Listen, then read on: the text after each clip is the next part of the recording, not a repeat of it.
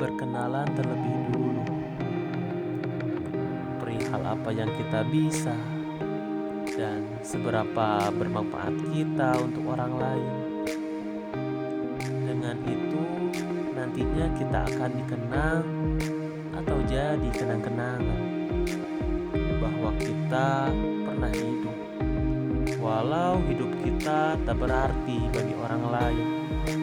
Dengan begitu, jangan hidup karena orang lain.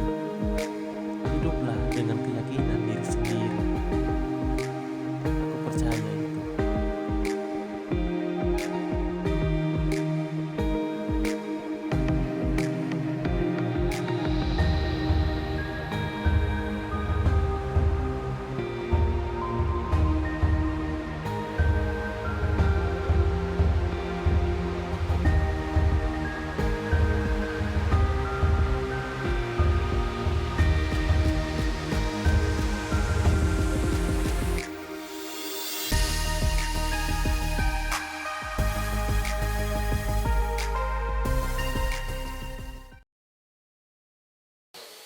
Assalamualaikum warahmatullahi wabarakatuh.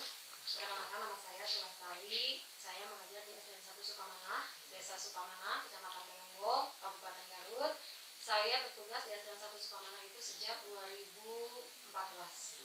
Saya diangkat tahun 2008 itu di SDN 1 Panembong, Desa Panembong, masih satu kecamatan. Dan sejak tahun 2014 saya pindah ke SDN 1 Sukamanah sampai sekarang. Baik, sedikit perkenalan dari Ibu. Mungkin langsung ke pertanyaan. Saya di sini ada wawancara, observasi sama partisipasi, di mana melihat kendala-kendala di lapangan guru saat pembelajaran daring. Gitu. Mungkin pertanyaan yang pertama, mungkin apa kendala Ibu saat pembelajaran daring dilakukan, misalkan dari sekarang semasa COVID-19?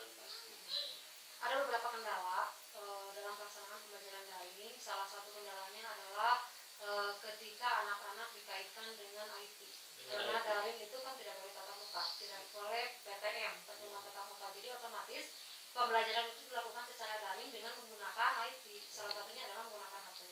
Jadi kendalanya adalah ketika ada orang tua siswa yang tidak mampu untuk membelikan anaknya HP. Itu salah satu kendala. Kemudian yang kedua, ketika orang tua sanggup memberikan HP untuk anaknya, itu kendalanya di kuota.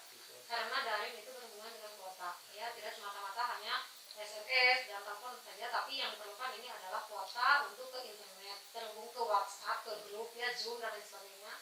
Kemudian yang ketiga kendalanya sinyal. Ya, punya HP, ada kuota, sinyal tidak ada, pembelajaran tidak akan berlangsung. Itu kendalanya salah satunya di IT. Kemudian yang kedua, minat belajar anak juga itu berkurang. Karena kalau pertemuan secara tatap muka, kita bisa langsung menegur anak yang malas langsung ditegur. Tapi ketika daring, kita tidak tahu anak itu sedang apa pada saat jam sekian, misalkan daring dari jam 8 sampai jam 10. Kita tidak tahu anak itu sedang belajar apa. Atau mungkin saja ketika daring, pelaksanaan pembelajarannya mungkin dilakukan oleh ibunya, oleh kakaknya dan sebagainya, kan kita tidak tahu, kecuali kalau misalnya Zoom.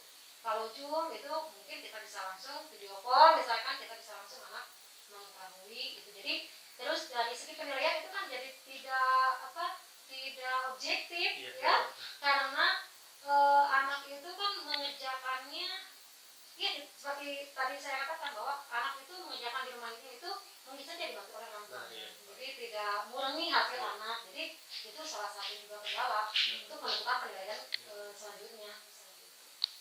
Baik, itu kendala di IT dan siswa juga yang menerima itu.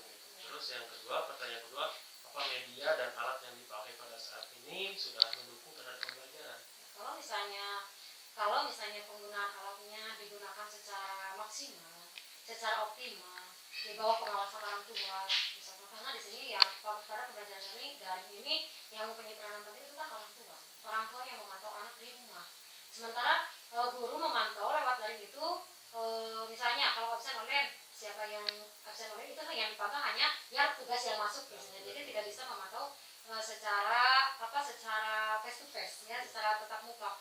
Jadi media yang digunakan saat ini sudah optimal kalau misalnya antara orang tua, guru dan siswa, kemudian medianya digunakan secara optimal, maka pembelajaran juga akan optimal. Tapi ketika orang tua pengawasannya kurang, kemudian medianya misalkan IT-nya, HP-nya misalkan kuotanya terkendala, kemudian sinyalnya juga terkendala, maka pembelajarannya juga akan optimal. Dan secara keseluruhan di desa ini ya, kalau misalnya dari 100% baru mungkin 70% ya yang bisa mengikuti, yang bisa melaksanakan secara daring.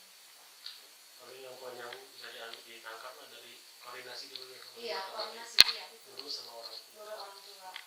Paling yang selanjutnya, bagaimana menurut Ibu agar kegiatan pembelajaran daring pada saat ini bisa terlaksana dan sesuai dengan apa yang diharapkan ke depan? Ya, harus ada koordinasi yang secara optimal. Jangan ada miscommunication antara guru dengan orang tua. Terus siswanya sendiri juga jangan merasa bahwa kalau ini daring jadi pembelajarannya itu biasa-biasa saja. Itu kan jadi setiap stakeholder yang ada di lingkungan itu harus dioptimalkan. Terus akhirnya sekarang penggunaan HP misalkan digunakan untuk hal-hal yang lain, misalkan main game, itu juga akan terjadi hal-hal yang menghambat untuk terjadinya itu optimal untuk pembelajaran.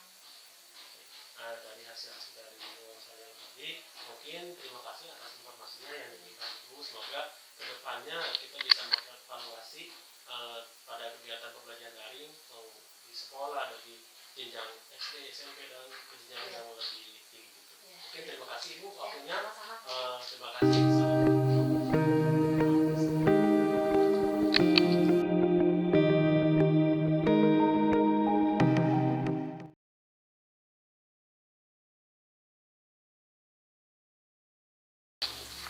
Boleh perkenalan dari Ibu.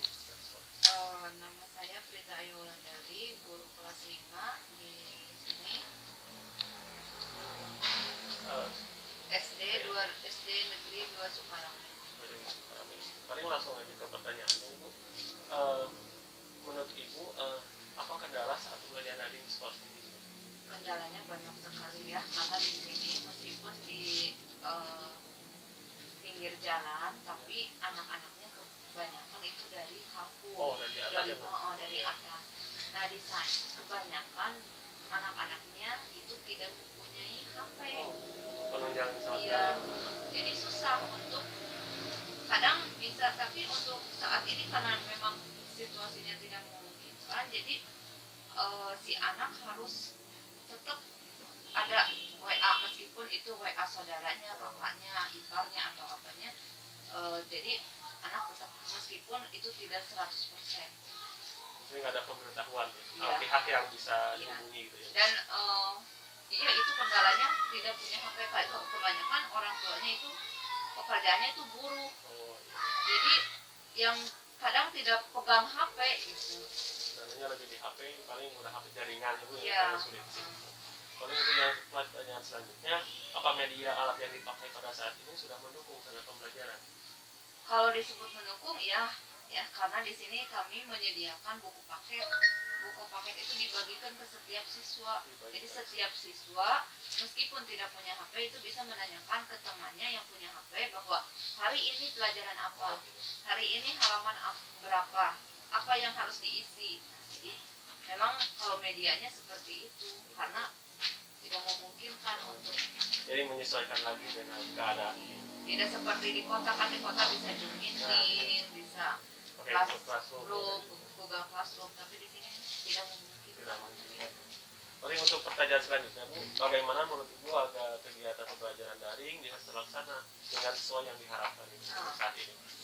Bisa terlaksana itu hanya satu kuncinya, kerjasama antara orang tua, guru dan juga anak. Dan percuma kalau gurunya segala memakai macam metode tapi orang tuanya tidak mendukung, itu percuma. Jadi Berarti yang pertama harus ada koordinasi. kerjasama koordinasi. Makanya di sini guru-guru kalau di Sundanya mau wanti-wanti ke orang tua agar orang tua itu mau menyupport anaknya untuk belajar. Karena kebanyakan anak tidak mau belajar, udahlah pas lihat HP, WA banyak tugas, nggak mau belajar. Tapi di sini peran orang tua lebih berperan penting. Mungkin sedikit pertanyaan dari saya, Bu. Mohon maaf ini mengganggu waktunya. Sekian. Assalamualaikum warahmatullahi wabarakatuh.